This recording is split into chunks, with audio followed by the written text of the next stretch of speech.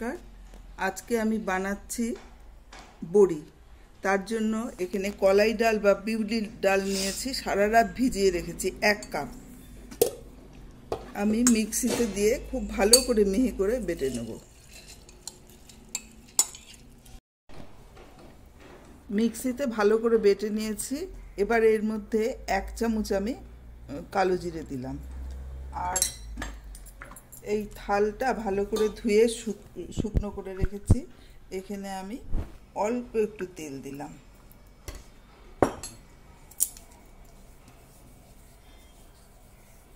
ভালো করে মাখিয়ে নিলাম।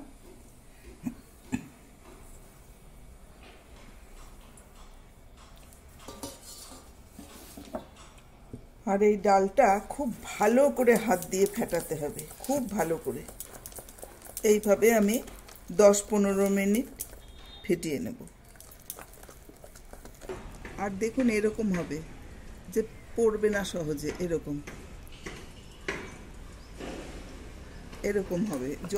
জল হলে পরে বড়িগুলো ছড়িয়ে যায়। এইরকম বাটিতে নিলে সব থেকে সুবিধে। বড়িগুলো একটু দূরে দূরে দিতে হবে। শীতকালে আমি অল্প অল্প করে বড়ি দেই বিউলির ডালের কালো জিরে দিয়ে। সকালের রোদটা পুরো পেয়ে গেলে পরের দিনই শুকনো হয়ে যায়।